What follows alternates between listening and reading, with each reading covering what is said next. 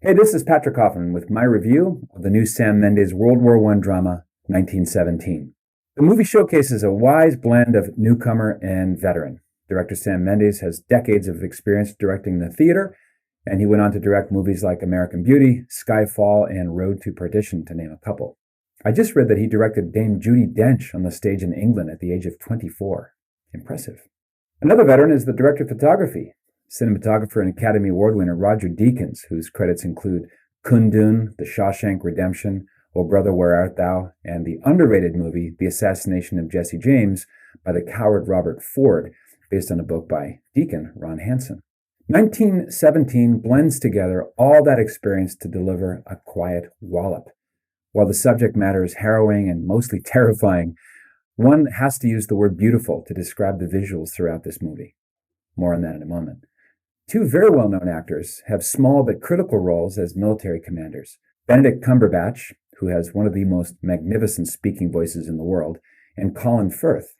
Both these actors seem born to play characters from the past, don't they? On the other hand, Mendes' co-writer is relative newcomer Krysty Wilson-Cairns, who's written a few short films and a TV series. She's from Scotland, but there's nothing green showing here throughout. The dialogue is pithy and it rings true to the context and to the period. And almost unknowns are in the lead roles. Dean Charles Chapman as Lance Corporal Blake and George McKay as Lance Corporal Schofield. These fine young actors are mostly unknown to American audiences, and this is a good thing, because from the opening scene, they're a blank slate. The fact that both characters are a bit on the bland side is also a plus, because they become every man or every soldier, making it easier for us to vicariously follow their mission behind enemy lines and alert a British general to halt an invasion that British intelligence has discovered is a German trap. The emotional stakes have to do with the fact that Blake's brother is set to be unleashed into this trap along with 1,600 other British soldiers. This is all based on stories that Sam Mendes heard from his grandfather, a World War I veteran. And this is where 1917 draws an easy comparison with Saving Private Ryan from 1997. The brutal depiction of what was called the war to end all wars, coupled with the emotional impact of saving a brother, makes for a very watchable movie. But 1917, in its basic story components, is much more similar to Gallipoli, the World War I drama that proved to the world that Mel Gibson could do more as an actor than motorbike out in the desert in a black leather outfit and bad hair. Gallipoli and 1917 share the same trope of gung-ho soldiers maybe or maybe not being stopped before going over the top into enemy fire. No spoiler alert, so I'll just stop right there on that. 1917 opens and closes with bookend images that show how many physical and emotional miles the characters have undergone. Again, it's simple and unadorned. Of course, everyone's talking about the single continuous shot, which of course is not literally true, as was the case with the Oscar-winning Birdman, directed by Alejandro González Iñárritu. It was the case, however, with the 2002 movie Russian Ark, directed by Alexander Sokurov, and that was a literal 90-minute continuous live Steadicam shot.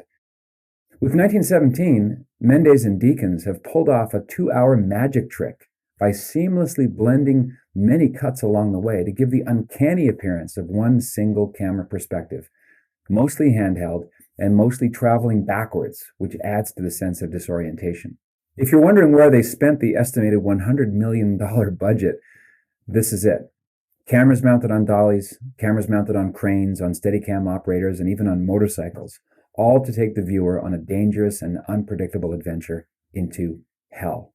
And unlike most war stories that introduce the characters' backstories to us early on, 1917 jumps right into the mission. We don't know who these men are, we're not sure where they came from, and we're only half sure of where they're going.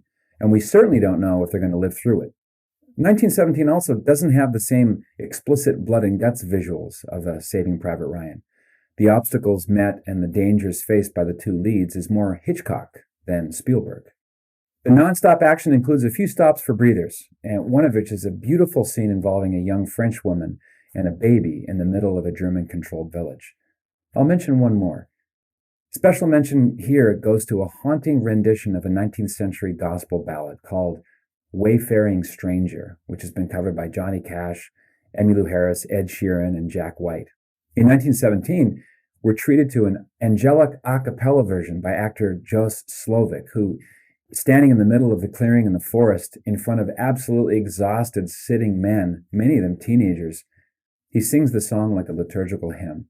It's one of those memorable magic movie moments that provides a kind of consoling elixir to the characters and to us, the audience. For a few moments, that war-torn forest clearing becomes a cathedral. That scene reminded me of the montage scene with Jose Feliciano's haunting version of California Dreamin', smack in the middle of Quentin Tarantino's masterpiece black comedy Once Upon a Time in Hollywood. All this is to say that 1917 is going to clean up at Oscar time. Finally, an Academy Award win that makes sense. Subscribe to this channel. Don't miss anything. The Patrick Hoffman podcast drops every Tuesday. And by the way, Jose Feliciano will be a guest in an upcoming broadcast. Love to hear your comments below. Join the largest culture restoring membership site in the world. Love to have you aboard. In the meantime, be a saint. What else is there?